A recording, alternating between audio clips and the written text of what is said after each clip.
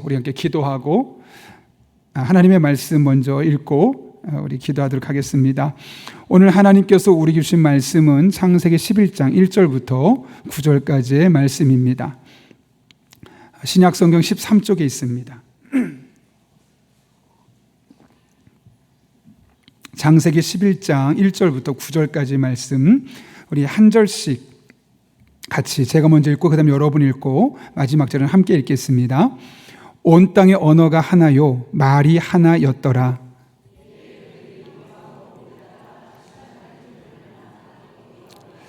서로 말하되 자 벽돌을 만들어 견고히 굽자 하고 이에 벽돌로 돌을 대신하며 역청으로 진흙을 대신하고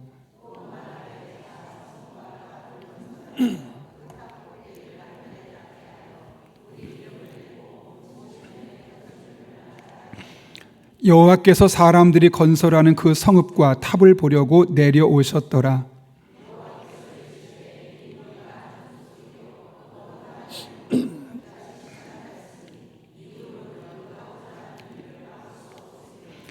자, 우리가 내려가서 거기서 그들의 언어를 혼잡하게 하여 그들이 서로 알아듣지 못하게 하자 하시고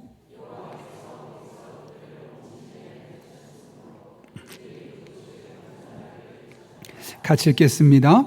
그러므로 그 이름을 바벨이라 하니 이는 여호와께서 거기서 온 땅의 언어를 혼잡하게 하셨음이니라. 여호와께서 거기서 그들을 온 지면에 흩으셨더라. 아멘. 우리 함께 기도하고 말씀 나누겠습니다. 거룩하신 아버지 하나님, 오늘도 우리를 주님 전에 불러주셔서 기도할 마음을 주시고 또 기도의 자리에 서게 하신 은혜를 감사를 드립니다. 기도하게 하신 은혜가 있사온데 오늘 하나님의 말씀 붙들고 기도하며 나아갈 때 오늘도 우리 한 사람 한 사람의 삶을 통해 일하시길 원하시는 하나님이 우리를 통해 일하시는 복된 한 날 되게 하여 주옵소서. 함께 하실 줄을 믿사옵고 예수님의 이름으로 기도하옵나이다. 아멘. 우리 한번 앞뒤 좌우 있는 분 이렇게 인사해 볼까요? 곁에 있어서 든든합니다. 이렇게 한번 인사하겠습니다.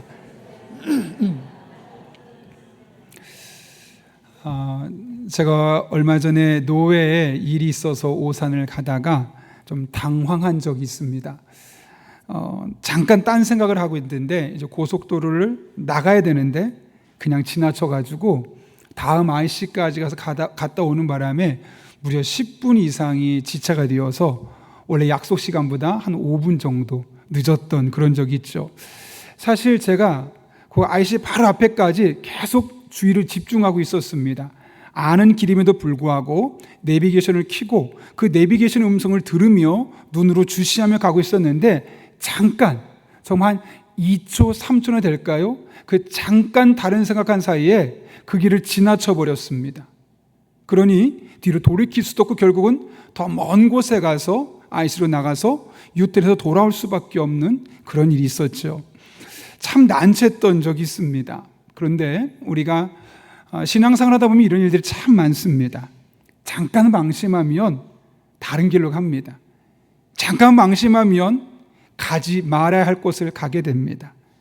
특별히 하나님과의 관계에서 그렇습니다.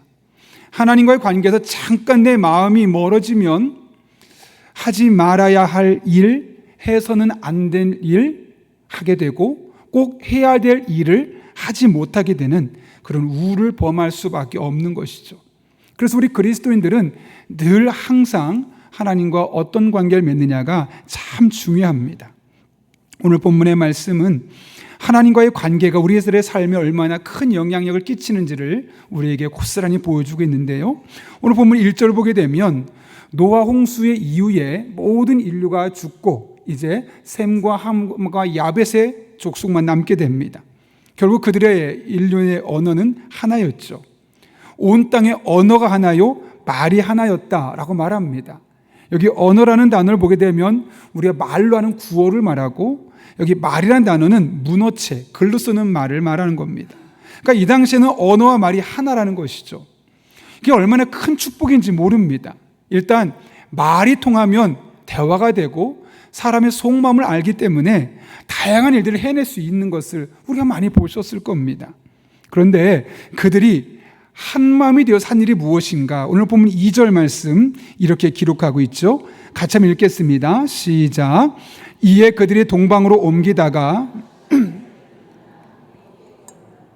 네, 여기 보게 되면 그들이 동쪽으로 계속 옮기다가 시날 평지에 거류했다. 즉 거기에 정착했다고 이야기합니다. 여기 시날 평지는 구약 이후에 보게 되면 나중에 바벨론 땅이 그 시날 평지라는 것을 알게 됩니다. 이 시날은 그래서 나중에는 죄악의 도시, 하나님을 거역하는 도시와 같은 맥락으로 쓰이게 되죠. 오늘날로 말하면 이라크 지역을 말하는데 그 바벨, 이 시날 평지는 죄악의 도시를 의미한다고 말했죠. 근데 중요한 것은 지금 모세는 이들이 동방으로 옮기다가 결국에는 죄악의 도시인 바벨, 시날에 이르게 되었다라고 말씀하고 있다는 겁니다. 여기서 동방으로 옮겼다라고 말하는데 모세의 의도가 다분히 이 안에 담겨 있습니다. 왜냐하면 창세기에서 동쪽은 주로 부정적인 의미로 쓰이는 곳이기 때문에 그렇습니다. 예를 들면 아담이 죄를 짓고 쫓겨난 곳이 어디죠? 동쪽일까요? 서쪽일까요? 네, 동쪽입니다. 가인이 아벨을 살해하고 떠난 곳이 어딜까요? 동쪽입니다. 훗날 롯이 그의 삼촌 아브람과 헤어지고 나서 소돔과 고모라 성으로 가게 되죠.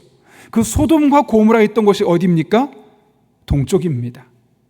이렇게 창세기에서 동쪽은 항상 죄와 연관된 곳이었고 하나님으로부터 멀어진 곳, 그것을 의미했습니다.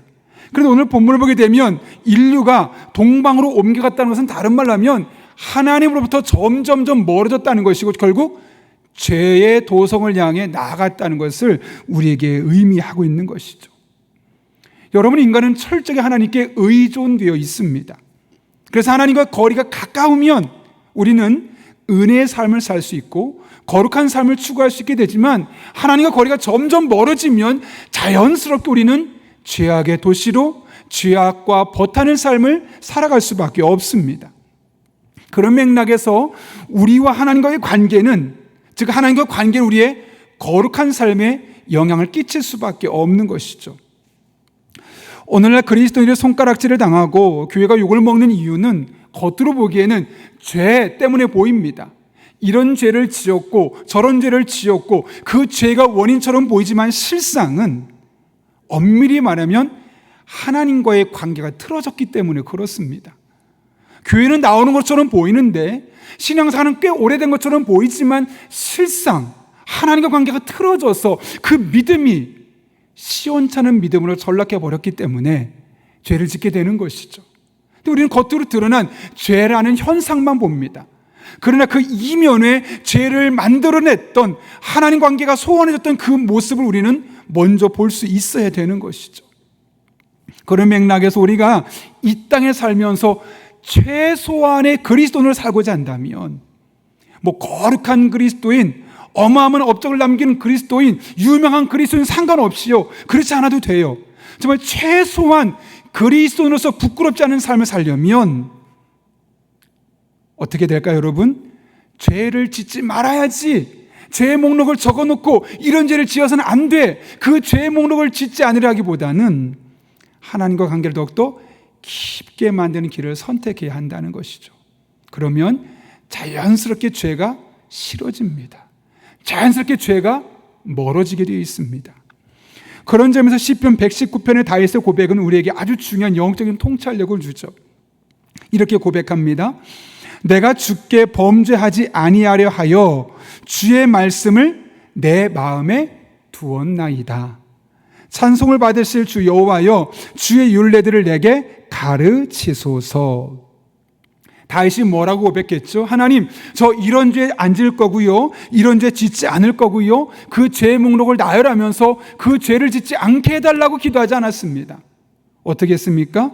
그런 모든 범죄를 내가 짓지 않으려고 주의 말씀을 내 마음에 담아 두었습니다. 우리 사람들은 상황마다 바뀔 수밖에 없지만 하나님과의 관계 안에서 말씀을 내 안에 담아두고 하나님과 친밀한 영적인 관계를 이뤄가면 다양한 상황 속에서 죄를 이겨낼 수 있는 힘이, 그 에너지가 우리 안에 생김을 다윗은 너무나 잘 알게 되었던 겁니다. 하나님의 말씀이 가득하면 누구 생각이 날까요, 여러분? 하나님 생각이 나는 거예요. 죄를 짓고 싶지만 내가 죄를 짓고자 하는 이 순간 하나님이 너무 싫어하는 것을 아니까 그 죄가 싫어지는 겁니다. 미워지는 겁니다. 내가 사랑하는 하나님, 나를 사랑하는 하나님이 이걸 싫어하는 내가 일을 해야 될까? 안 하게 되는 거죠. 그래서 하나님이 말씀이 가득하면, 그래서 하나님과 가까워지면 자연스럽게 우리는 죄를 멀리하는 삶을 살 수밖에 없는 것이죠. 그래서 우리가 어떤 행동을 하느냐 하지 않느냐보다 중요한 게 뭐냐면 우리 마음을 무엇으로 채우느냐, 즉 하나님으로 채워가는, 하나님의 말씀으로 채워가고 은혜로 채워가면 우리는 최소한 그리스도인이란 이름에 먹칠하지 않는 최소한의 그리스도인으로서 이 땅에서 살아갈 수 있게 되는 것이죠. 얼마 전에 제가 퇴근하고 집에 갔는데 저희 아이가 상당히 부드러워져 있었습니다. 싱글생글 웃고 말도 편안하게 하고 정말 너무 안정이 되어 있는 겁니다. 물론 평소도 그렇지만 가끔은 안 그럴 때가 있거든요. 틱틱거리고 부모의 마음을 불편하게 할 때가 있거든요. 그런데 그날만큼은 너무 편해 보이고 얼굴도 좋아 보이고 말도 너무나 유순하게 하고, 무슨 일이지? 잘 생각해 보니까 자꾸 무슨 소리가 들려요. 잘 보니까 앞에 이제 밥을 먹으러 제가 이제 테이블에 앉았는데 이 앞에 아이패드에서 무슨 소리가 계속 들리는 거예요. 귀를 기울였더니 찬양이 계속 들리고 있는 거예요. 그러니까 찬양을 계속 들으니까 그 마음이 어떨까요, 여러분? 그 찬양 가사가 지배하는 거예요. 은혜가 지배하고 사랑이 지배하고 그 찬양 가사가 나의 삶을 지배하니까 얼굴 표정이 달라지고 당연히 마음이 편안해지고 사람과의 관계를 맺는 그 형식이 달라지는 거죠. 여러분, 그 순간 내가 말 잘해야지, 편안한 모습을 해야지, 물론 그런 모습도 중요하지만 하나님의 찬양으로 마음을 가득 채우니까 그게 그 한 사람의 그 순간의 모든 영역을 다 지배해버리는 겁니다. 마찬가지입니다. 우리가 늘 하나님을 의식하고 하나님을 묵상하며 살아가면 우리의 삶이 달라집니다. 여러분, 많은 것을 하려 하지도 마시고 또 많은 것을 하지 않으려 하지도 마시고 하나님과의 관계를 더욱더 깊게 하는데 가장 많은 시간을 들일 수 있는 우리가 될 수 있기를 바랍니다. 하나님과 가까우면 가까울수록 우리 삶은 더 나은 삶을 향해 나아가게 되어 있습니다. 왜요? 하나님의 은혜가 우리들의 삶으로 흘러 들어오기 때문에요. 그리고 우리들의 삶에 흘러도는 그 하나님의 은혜는 반드시 어딘가로 흘러 넘치게 되어 있습니다. 그것이 부부관계 안에서도 달라지게 될 수밖에 없고 부모와 자녀의 관계 안에도 달라질 수밖에 없고 직장과 사업장에서 수많은 사람의 관계 속에서 자연스럽게 흘러갈 수밖에 없는 겁니다. 미국의 볼티모어에 있는 존 홉킨스 대학의 외과 의사면서 독실한 신앙을 가진 켈리라는 분이 계십니다. 그분이 늘 이 가슴에다가 시들지 않는 장미꽃 갖고 다녔다 그래요. 그렇죠? 그래서 보는데 신기하게도 장미꽃이 시간 지나면 말라야 되는데 안 말라는 거예요. 그래서 학생들이 묻습니다. 교수님, 어떻게 하면 꽃이 안 마릅니까? 참 신기합니다. 살짝 열었더니 그 안에 조그마한 병이 있어요. 거기에 이 뿌리가 물이 있고 그 물에 담겨 있는 거죠. 그러면서 이런 말을 했다 그래요. 우리가 이 세상에 다니면서 언제나 신선하고 아름답고 항상 향기를 바라는 크리스천이 되려면 우리 삶의 뿌리가 이 장미꽃과 같이 그리스도라는 생수 안에 담겨져 있어야만 합니다. 늘 예수님 안에 담겨 있으면 자연스럽게 향기롭고 시들지 않는 삶을 드러낼 수 있다는 거죠. 마찬가지입니다. 우리가 이 세상을 살아가면서 얼마나 많은 것들이 우리의 생각을 지배합니까? 얼마나 많은 것들이 우리의 가치관을 흔듭니까? 그러한 때 하나님 안에 뿌리를 내리고 하나님으로부터 영향을 받으며 살게 되면 우리는 하나님이 공급하시는 그 생수로 말미암아 늘 싱싱한 꽃처럼 살아갈 수 있습니다. 늘 거룩하고 늘 진실하고 죄를 멀리하며 그리스도의 향기를 뿜어내며 살아갈 수 있는 하나님의 사람들이 될 수 있는 것이죠. 우리 모두 그런 삶을 살 수 있기를 예수님의 이름으로 축원합니다. 동방으로 옮겨간 이들은 매우 선진화된 과학과 기술력을 가지고 있었습니다. 오늘 보면 3절을 보면 그들이 갖고 있었던 발달된 기술력을 보여주는데, 그들은 돌 대신에 벽돌을 만들었고 진흙 대신에 역청을 이용해서 건물을 짓기 시작했습니다. 그전에는 겨우 돌을 쌓는 정도였기 때문에 고층 빌딩을 세울 수가 없었죠. 그런데 돌 대신에 벽돌을 만드니까 이 면이 부드럽고 매끄럽죠. 그러니까 깨끗하게 높은 층을 올릴 수 있습니다. 더군다나 이것이 흔들리지 아니도록, 진흙은 마르면 결국은 이게 어긋날 수밖에 없는데, 역청은 타르라고도 말하고, 요즘 그 아스팔트의 재료가 되죠. 까만색, 그게 다 역청입니다. 그거를 돌과 돌 사이에 붙이니까 끈끈해서 떨어지지가 않는 겁니다. 그러니까 높은 건물을 지을 수 있는 겁니다. 한순간에 기술력이 몇 배나 상승하게 된 거죠. 이제 고층 빌딩을 마음껏 지을 수 있는 그런 선진화된 과학기술을 그들이 소유하게 되었습니다. 그래서 그들이 무슨 일을 하냐면, 자, 4절 말씀 같이 한번 읽어볼까요? 시작. 또 말하되, 자, 성읍과 탑을 건설하여 온 지면에 흩어짐을 면하자 하였더니, 여기 보면 성읍과 탑을 연결해서, 즉 우리가 말레이시아에 가보게 되면 쿠알라룸푸르에 큰 높은 건물 2개 있고 중간에 연결하지 않습니까? 이제 그런 건물 상상하시면 됩니다. 성읍과 탑을 연결해서 그 꼭대기를 하늘에 닿게 하자라고 말합니다. 왜 그렇게 한다고 그러죠? 그 뒤에 보면 우리의 이름을 내고 온 지면의 흩어짐을 면하기 위해서다라고 말합니다. 여기서 중요한 포인트는 이름을 내는 겁니다. 우리의 성경에는 이름을 낸다라고만 되어 있지만 원문을 보게 되면 이름을 짓자라고 되어 있습니다. 우리 스스로 우리의 이름을 짓자라고 이야기하고 있는 것이죠. 여러분, 구약 성경에서 이름을 짓는다는 것은 어떤 의미였냐면 내가 그것에 지배권을 갖겠다는 겁니다. 예를 들면 다니엘서에서 다니엘과 그 세 친구 이름을 어떻게 짓죠? 바벨론 신의 이름으로 짓습니다. 그렇게 하는 이유는 너희들은 너희들의 신을 버리고 이 신에 종속되고 이 신민을 믿는 나에게 소유권이 있고 나의 지배에 응해야 된다라는 취지에서 바벨론식 이름으로 바꾸게 되었던 것이죠. 그래서 그들의 지배권을 갖는다는 의미가 있습니다. 마찬가지입니다. 오늘 본문에서 이름을 낸다는 것은 내가 내 인생의 주인이 되겠다는 것이고 내 삶에 대한 주도권을 내가 쥐겠다는 겁니다. 하나님 원하시는 것, 하나님 기뻐하는 것 뭔지는 알겠지만 그것도 너무너무 중요하지만 지금 내가 너무 중요하고 내가 하고 싶은 것, 내가 갖고 싶은 것, 내가 이루고 싶은 것이 가장 중요한 우선순위를 삼겠다는 것이 바로 우리가 이름을 내고 라는 단어가 갖고 있는 의미라는 것이죠. 결국 하나님 없이 또 살 수 있다는 어떤 의미에서의 영적인 교만을 나타내고 있는 겁니다. 사실 여러분 오늘 본문을 잘 보시면 이들은 그 과거 세대보다 훨씬 선진화된 과학기술과 문명을 소유하고 있었습니다. 그런데 그것이 그들에게 얼마든지 더 좋은 영향력을 줄 수 있었는데 오히려 그것이 그들에게는 신앙에서는 적어도 마이너했었습니다. 삶은 더 윤택해졌을지 모르고 돈은 조금 더 쉽게 벌 수 있었을지 모릅니다. 그러나 그것이 결국 그들의 신앙에는 마이너스가 되었던 겁니다.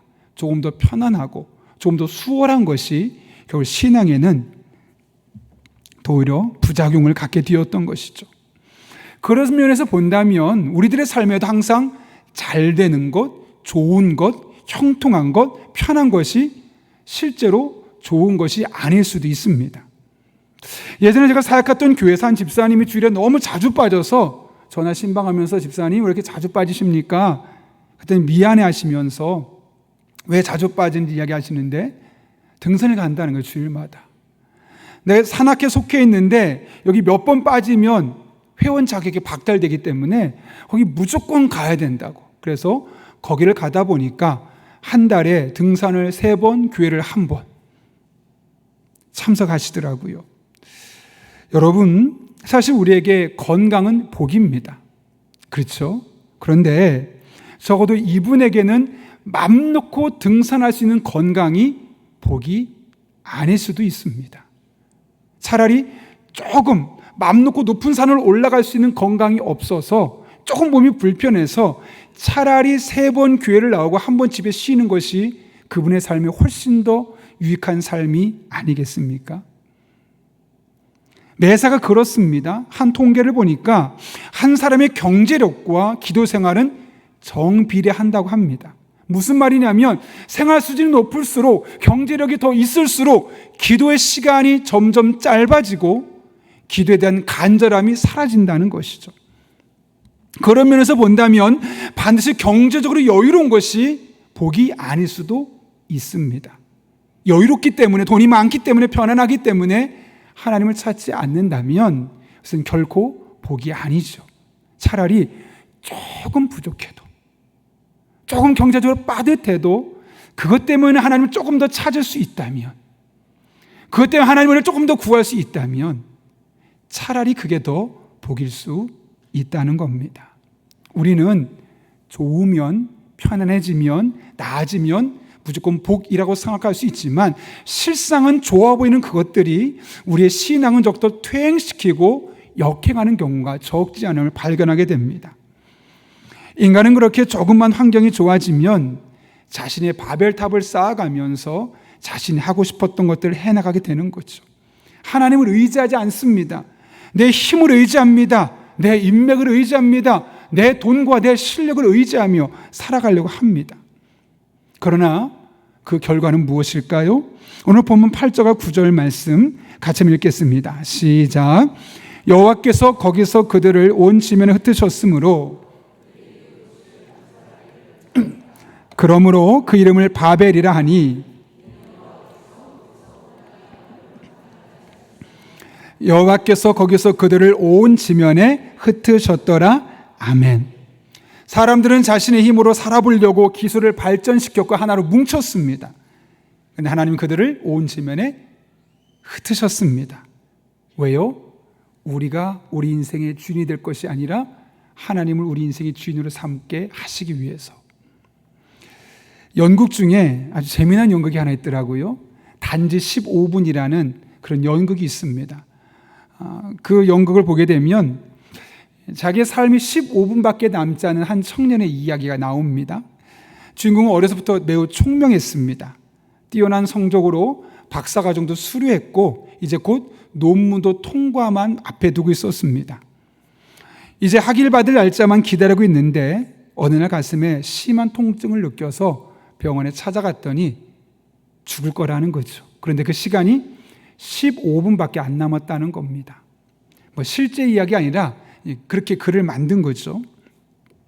15분밖에 안 남았는데 순간 내 인생 뭐지? 어떡하지? 내가 지금까지 살아온 것을 잠깐 생각하는 사이에 무려 5분이 지나버렸습니다. 이제 10분밖에 안 남은 겁니다. 그때 한 통의 전보가 날아옵니다. 그의 사촌 중에, 친척 중에 억만장자였던 그 삼촌이 돌아가시게 되었는데 아무도 가족이 없으니 조카인 그에게 재산을 다 물려주게 되었다는 거죠. 너무 기분이 좋았습니다. 그러나 생각해 보니까 내 삶이 10분밖에 안 남았는데 억만장자의 재산이 무슨 소용이 있을까? 그렇게 낙심하는데 또 한 차례 전보가 왔습니다. 기쁜 소식입니다. 그 박사가 학위 논문이 최고의 논문을 뽑혔다는 겁니다. 그러나 기뻐하기도 잠깐, 내가 지금 이 박사 학위가 최고의 학위를 논문을 뽑힌들 내 인생 몇 분 안 남았는데 무슨 의미가 있을까? 그렇게 좌절하는 사이 어느덧 15분이 지나서 그 젊은 청년은 세상을 떠나게 된다는 이야기입니다. 실화는 아니고 비유적으로 설명하는 거죠. 이 이야기를 통해서 무엇을 의미하는 걸까요, 여러분? 우리 인생은 마치 그 15분처럼 짧다는 겁니다. 생각보다 길지 않다는 거죠. 또 하나는 우리 인생에서 돈도 명예도 그렇게 사실은 중요한 게 아니라는 겁니다. 결론적으로 이것을 통해서 무슨 말하고 싶었던 걸까요? 인생에 보다 더 중요한 것이 있다는 거죠. 돈보다, 명예보다, 성공보다, 건강보다, 나의 자아 실현을 하는 것보다 훨씬 중요한 무엇인가 있다는 거죠. 이 연극은 우리에게 많은 질문을 남깁니다. 여러분, 이 세상을 살아가면서 우리가 시간을 아껴가면서 써야 될 것이 무엇이겠습니까? 돈보다, 명예보다, 건강보다 중요한 것이 무엇이겠습니까? 결국 하나님께서 우리들의 인생의 주인이심을 믿고 그분을 의지하며 그분과 함께 남은 주어진 삶을 믿음으로 걸어가는 것 아니겠습니까? 우리에게 주어진 모든 것은 우리 인생을 쌓아가게 한 바벨에 불과합니다. 돈을 아무리 많이 쌓아보십시오. 건강을 아무리 축적해 보십시오. 명예를 아무리 높여보십시오. 결국 바벨은 흩어지게 되어 있습니다. 우리 영원히 남아있는 것은 하나님과의 관계에서 맺어진 신앙이요, 하나님 붙들고 나가면서 우리 안에 쌓여진 영적인 열매들입니다. 그러니 남은 한 평생 살아가며 우리 인생에 다양하게 쌓아놨던 그 바벨들을 허물어버리고 하나님만 높이고 그 하나님의 인생의 주인으로 삼고 그 하나님과 동행하는 일상을 살아가는 저 여러분 될 수 있기를 바랍니다. 그 안에 진정한 만족이 있고 그 안에 진정한 기쁨이 있고 그 안에 세상에 줄 수 없는 참 행복이 있습니다. 그런 은혜가 저 여러분의 삶 가운데 날마다 경험될 수 있기를 예수님의 이름으로 축원합니다. 우리 이 시간 함께 기도하겠습니다. 거룩하신 아버지 하나님, 오늘 바벨탑 사건을 통해서 우리가 이 세상을 살아가면서 하나님과 가까워질수록 우리는 죄를 멀리할 수 있음을 깨닫게 하시고 하나님을 우리 인생의 주인으로 삼고 살아갈 때 우리가 쌓았던 그 모든 바벨들, 그것이 의미가 있는 것임을 알게 하심에 감사를 드립니다. 우리의 신앙을 돌아보며 하나님과 동행하고 하나님과 버타며 늘 믿음의 길을 걸어갈 수 있는 주의 종들 되게 하여 주옵소서. 예수님의 이름으로 기도하옵나이다. 아멘.